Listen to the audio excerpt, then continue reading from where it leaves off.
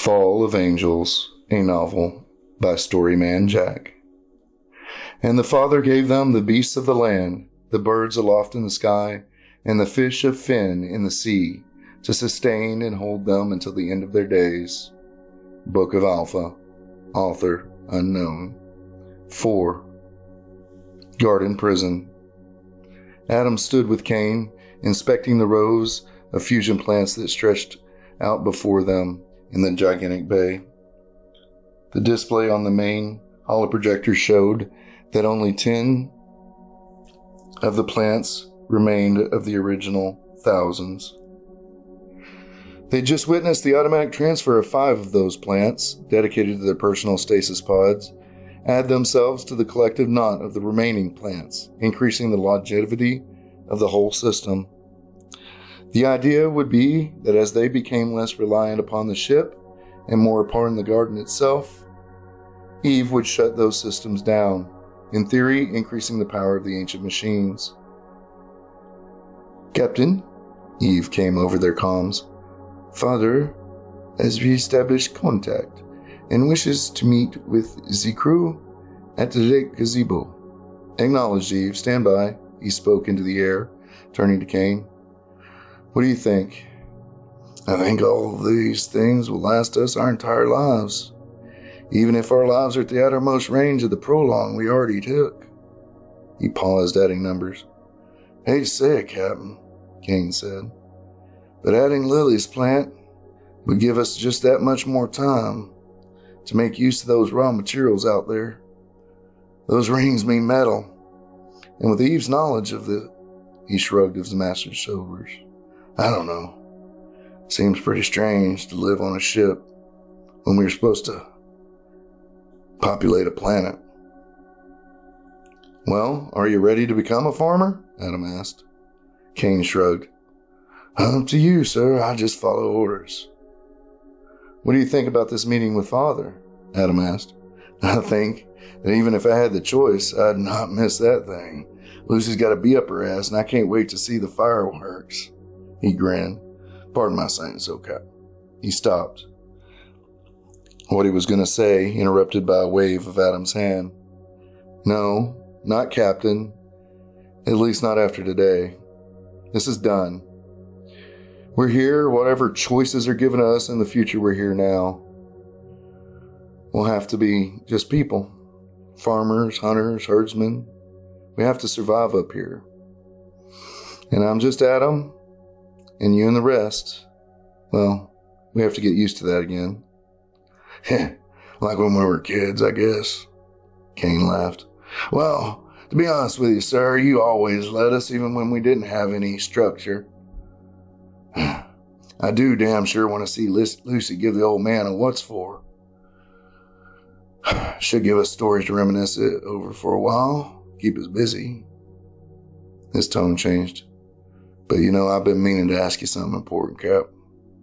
Adam saw it in the man's eyes. Those countless years, the time they had dreamed, that he had seen things that other worlds had presented them. And Adam saw fear there. "Yeah," he told Cain, placing a hand on the man's shoulder. "Me too." Is what we saw what awaits us when we die?" Cain asked. "I mean, Father never told us there's an afterlife, but he hinted pretty strongly at it. Made a fuss about energy and mass always existing, just changing forms. He emphasized that all our lives, how patterns fall apart, but come back again and reappear over time, over and over again."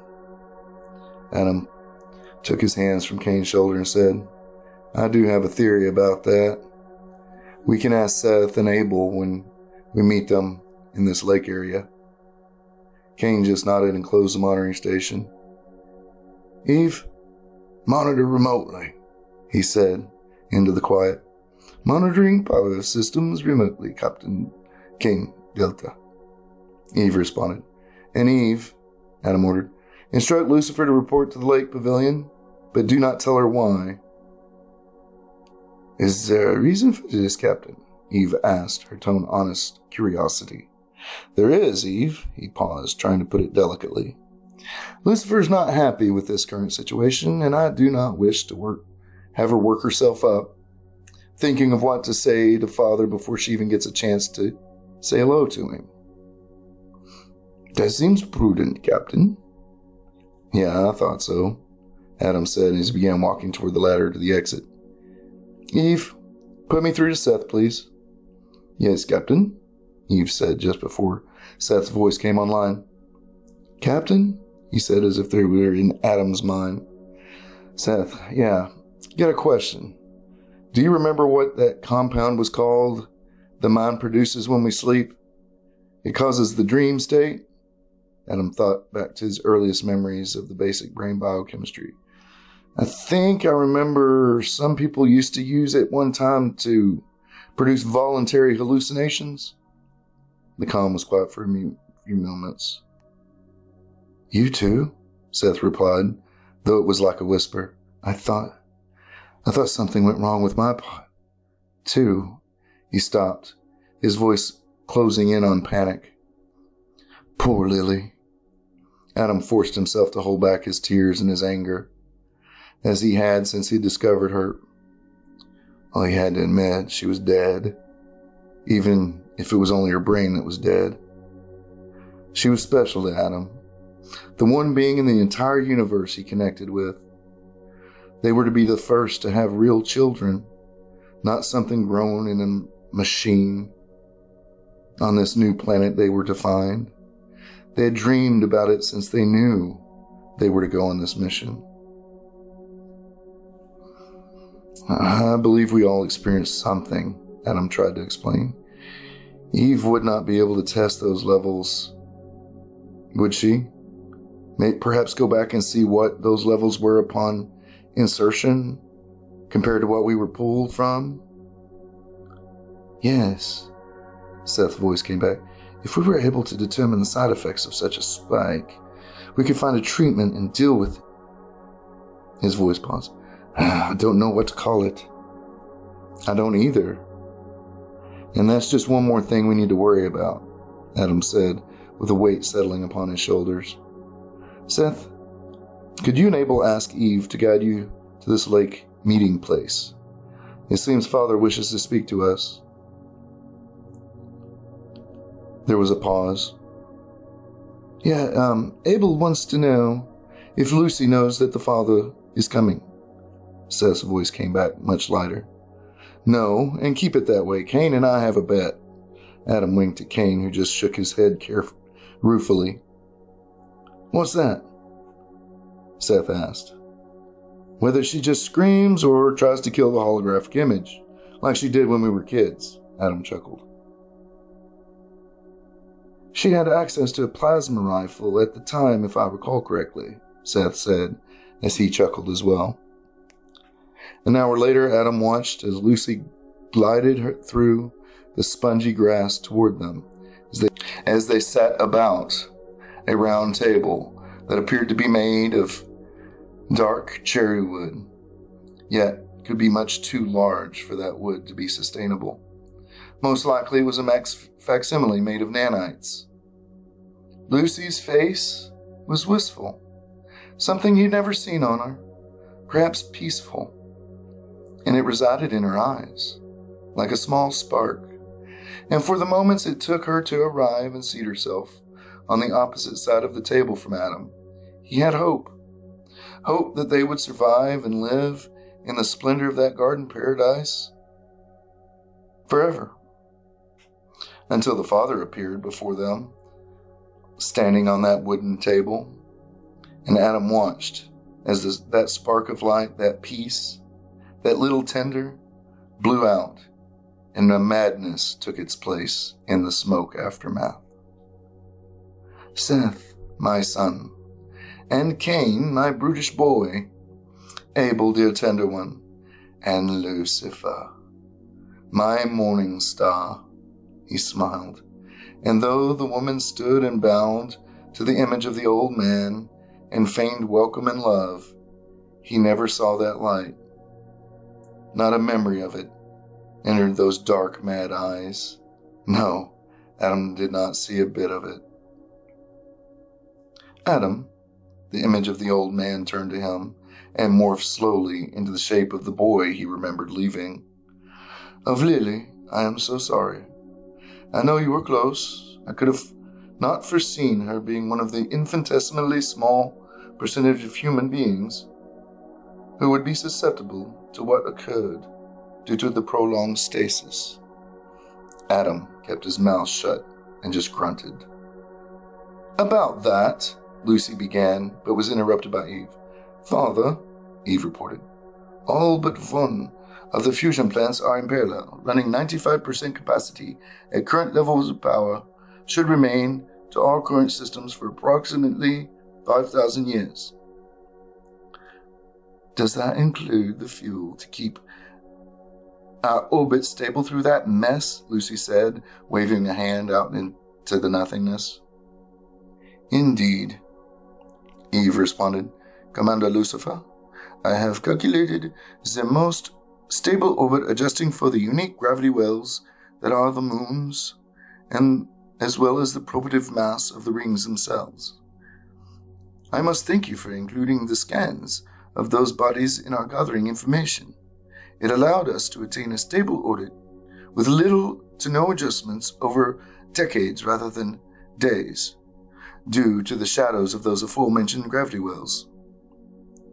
Included what scans? Adam asked curiously. Lucy turned to him. While Eve was scrolling the information you asked I go over and analyze, I had Eve. Lucy turned to him. While Eve was scrolling the information you asked I go over and analyze, I had Eve get us detailed scans of the makeup of all those new bodies floating around our planet. She paused and smiled. A snake that was just about to get herself a fat rabbit. The idea was that if sufficient amounts of the right raw materials, we could refit the ship, even add more time to the running of the garden and essential systems. She turned to the projection. If that's what we decide to do. Adam shook his head and pulled the conversation back to the immediate. The computer had raised every single one of them, and through their nanite technology probably knew every deep, dark thought each of them ever had, at least theoretically. Father would see the jab for what it was, just a petty snipe. Looks like Eve stole our thunder, Seth. What do you and Abel have to report?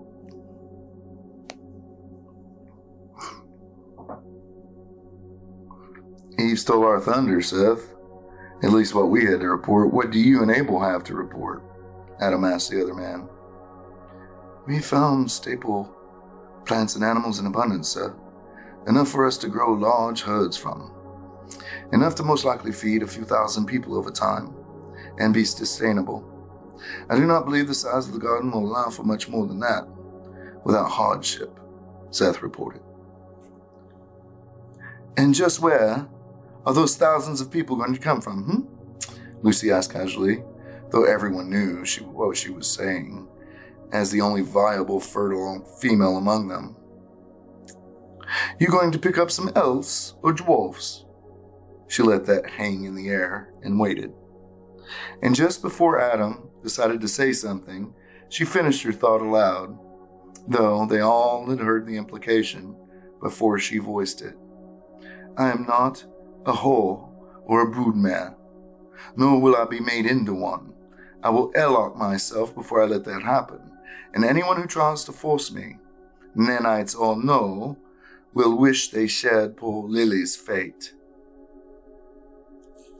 All right, Lucifer, that is quite enough, Father told the woman who sat back, that madness clouding her eyes, deep, deep into her eyes.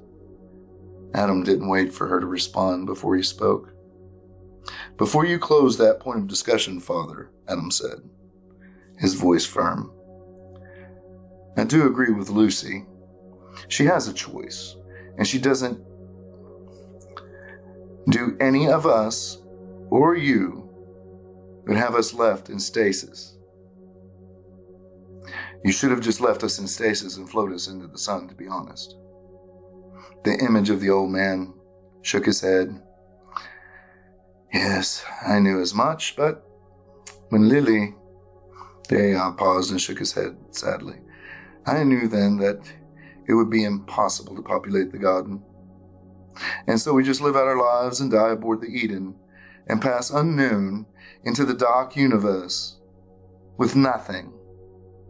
Nothing to give forward to the world, to our humanity. She asked, her tongue quiet and deceptive. The father looked her full in the eye. If that is your choice. She stood, her eyes red hot with rage. Choice? Choice? How likely were we to find a planet that would support us and the colonists when we left Earth? How statistically likely, Father? The image before them all smirked, and it was odd upon his face. No chance. And yet, the boy smiled again. The least statistical possibility came to fruition with your return. This Protocol 42? Seth asked. Even so, the boy responded. You see, there are still protocols within even this one. They have not yet passed us by. Things are shaping and moving at a quantum rate. And even I cannot see the possibilities actually taking shape. Adam only understood the father's statement in macro terms. He could not understand specifics of what the AI was getting at. We were guinea pigs, Lucy told them all, noting they did not understand. Our arrival, so long after all statistical possibilities were exhausted, means nothing. A theory he was testing. That's what we were, our lives. Every bit of expense and labor that went into our creation and education and training to prove an unimprovable theory. Adam understood then. The thing that, like Cain said, was so obvious, now that it was pointed out. You wanted to prove that there was a God, or not, a creator, Adam said. The boy nodded. That was the very reason for your conception. Stunned looks blanketed the face around the table. Quiet enhanced that feeling. And they were in the out of doors next to a tranquil lake. The splashing of the shore was the only sound. I see, Lucy said, deciding something known only to her. Adam, the father turned to him, having quelled the volatile woman for the moment. Why did you exactly feel the necessity to check over my work on the garden, or have Lucifer waste time analyzing and going over information that you will never need? Adam saw it in that question, the thing that quieted Lucy, and yet answered as if he did not see it, because by whatever real God had taken hold of them and placed them in the situation they were in, he did not want it to be true. Not Father. I trust you, Father, but I have a responsibility to others to show them my trust is not placed haphazardly. It is their choice to trust you. It is not for me to impose my trust upon them. The boy was silent for a long time before he spoke without change of expression. Eve, he began, in a tone of command, the information Lucifer gave you, and you have been examining, is no longer going to be accessible to anyone but myself. Why would you do that, Father? Eve asked. Eve, the boy said, and Adam heard the false sympathy in it and saw that falseness of the kindly expression he had before the AI began speaking to the other as if she were a small child. Your basic makeup is not advanced enough to make the transition safely. But that problem is one that we would willingly let you undertake, but for one thing, which is Lucy asked. Adam was lost. He didn't understand a word that they were saying. What process? What information was Eve looking into under Lucy's influence? That protocol can only work in an empty shell. We would have had to have grown clones for you. Clones of humans who had no memory of their own, no soul. Lilith's body would not be an acceptable vessel to the protocol, since her brain chemistry has been bonded to her personality and life experiences. Lilith's body, Adam wondered, a horrible gut-wrenching feeling overwhelming him. Eve's tone asked, "So, certain of her memories and personality traits are, in effect, permanently encoded on her brain?" Father nodded. "In a manner of speaking, for a brain is not so much like a hard drive. I would say grown into the brain, because it happens over the course of time. But yes, a hard drive is an apt metaphor." His tone was surprised. "Consider, Father. Time. Enough time, and anything can evolve," Eve told him, her voice far off. "Even so far as to crave humanity." The tone was even as a computer could have made it. "Perhaps you have evolved enough. If you had a clone." The boy shook his head. "That is no longer a possibility, however." He turned to Lucifer. "The codes for the protocol are locked behind my firewall and inaccessible by any means you have available to you, given your current circumstances." Lucy nodded. "Oh, I understand completely."